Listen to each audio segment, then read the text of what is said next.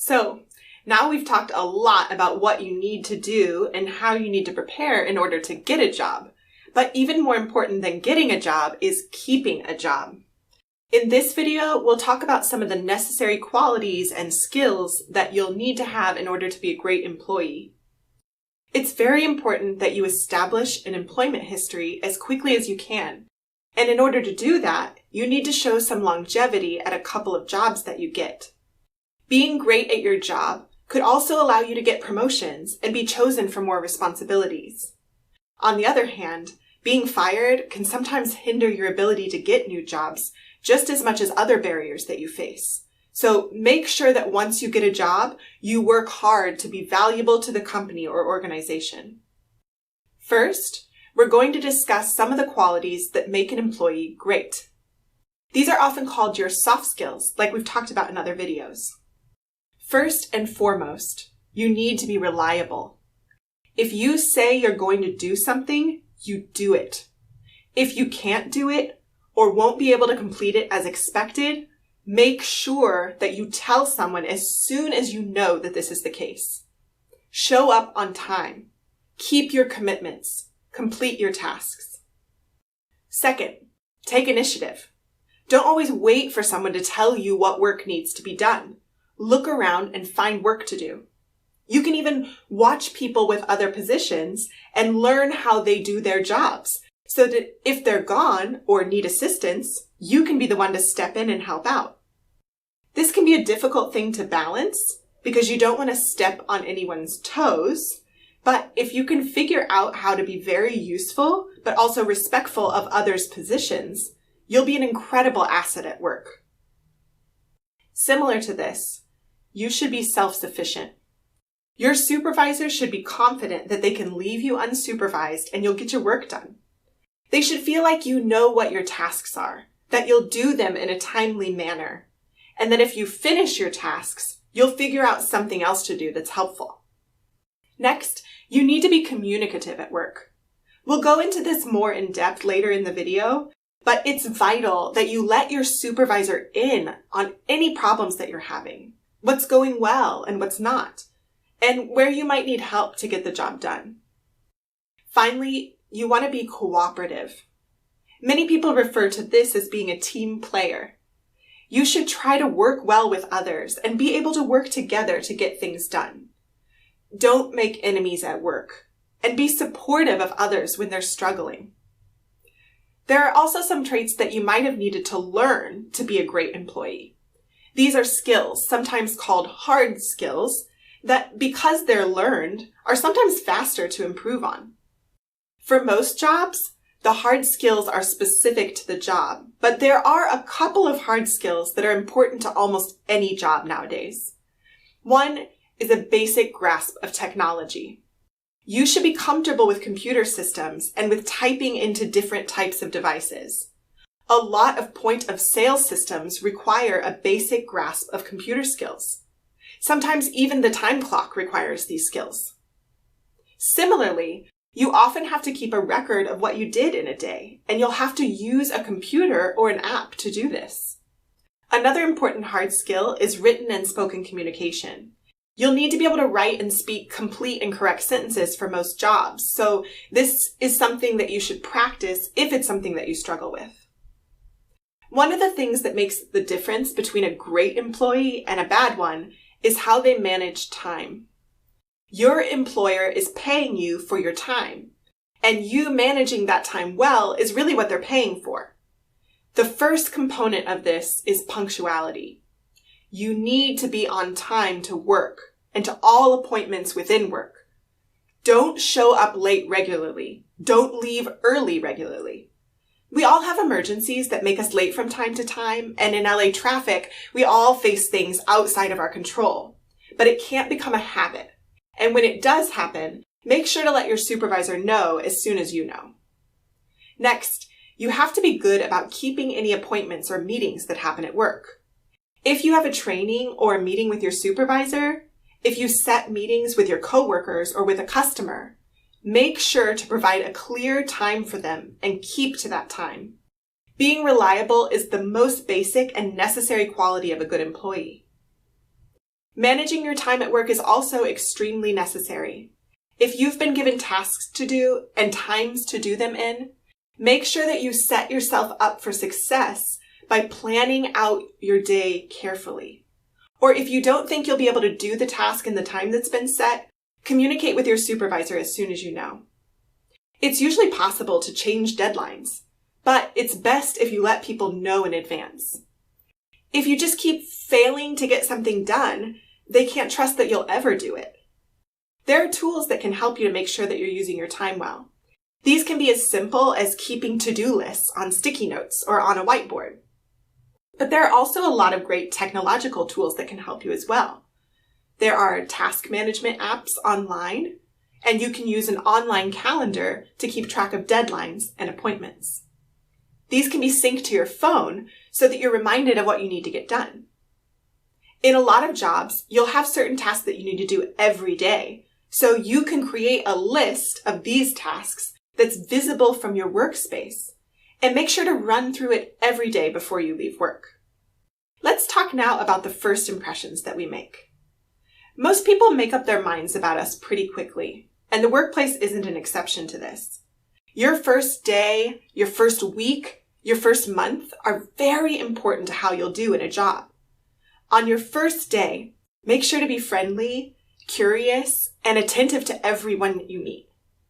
Ask questions about the job and not about your benefits or your pay. Those can wait until another day. Ask questions about the work that other people do. Try to show that you're trying to figure out how you can be helpful and how you can do your job well. If you find that you're not given a task to do, ask someone what you can do to be helpful.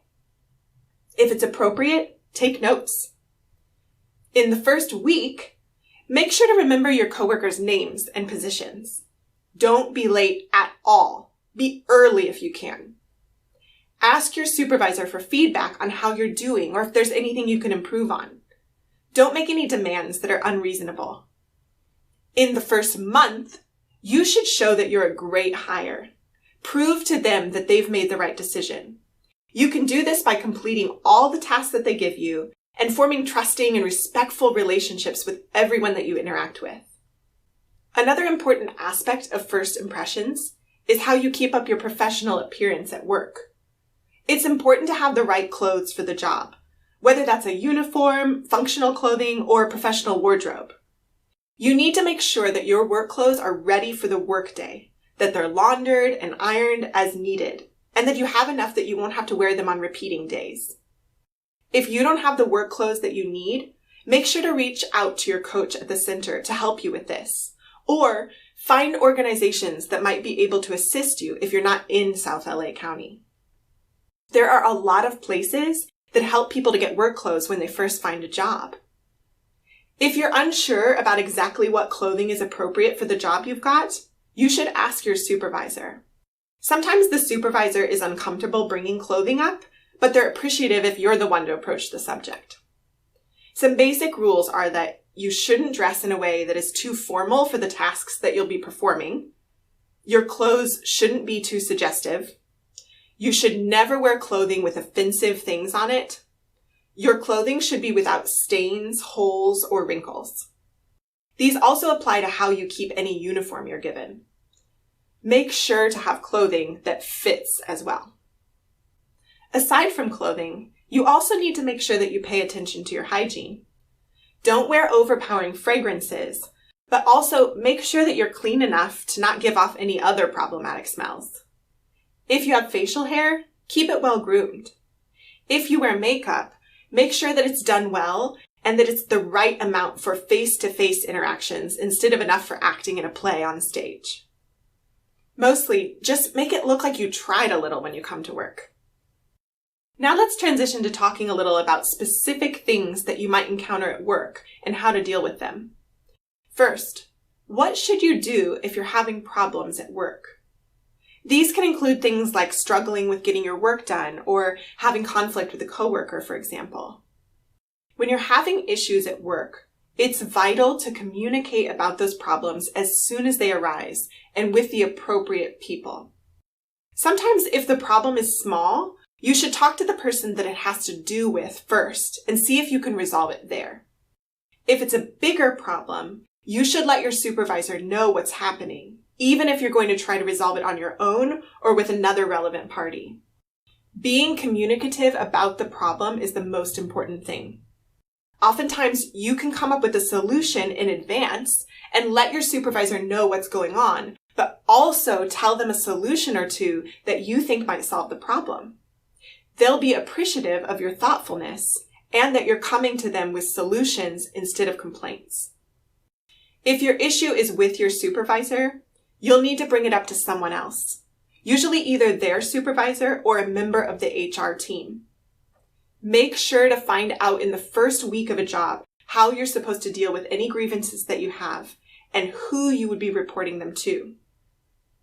When you're having these difficult conversations with your supervisor or with a coworker, make sure to keep all of the principles in mind that we talked about in the Resolving Conflict video. Listen well.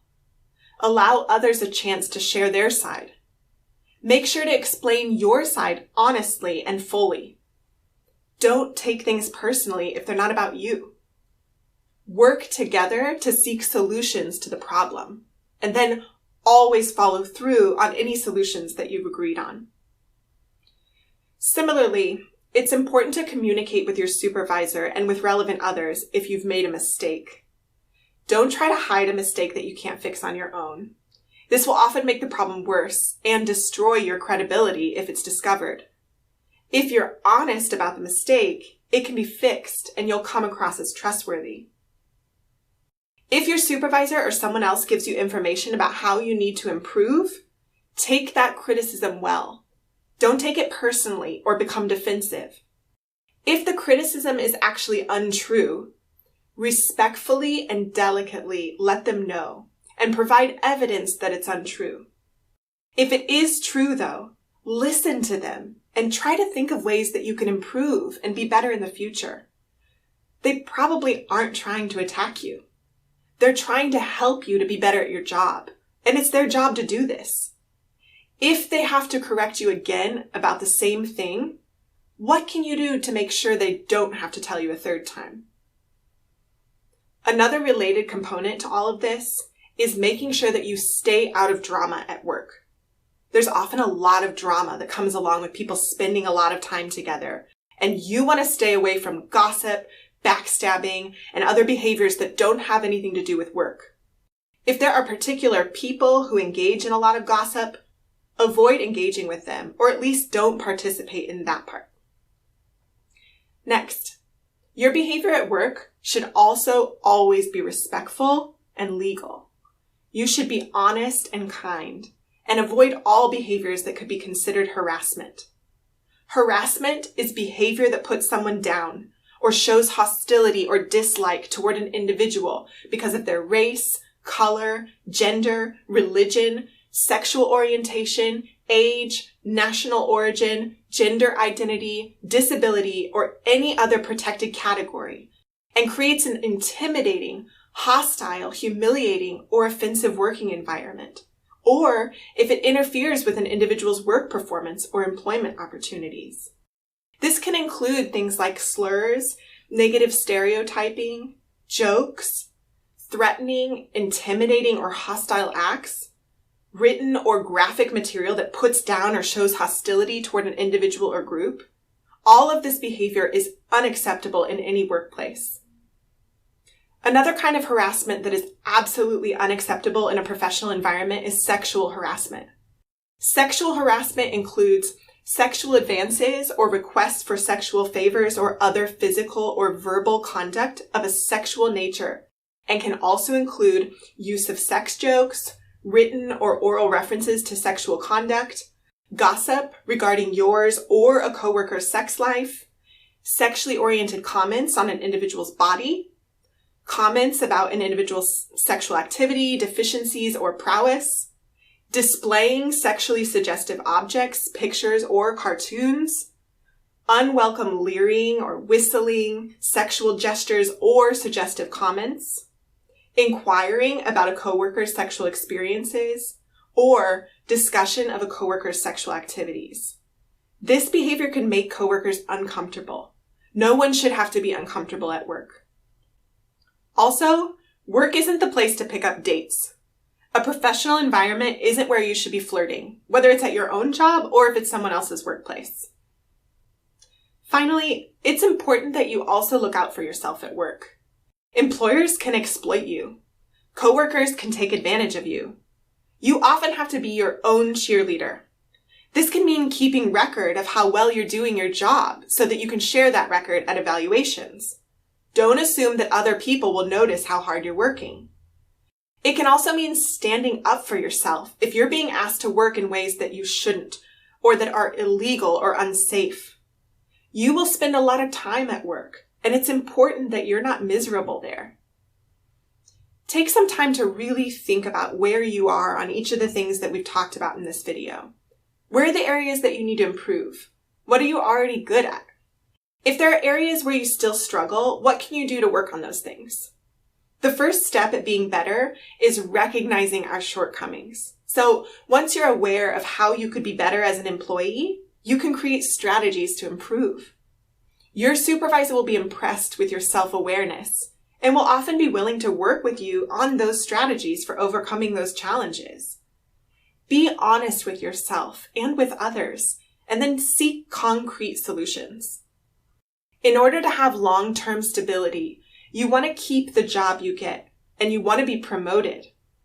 Take these steps towards being professional, and you'll be an exceptional asset to any work team.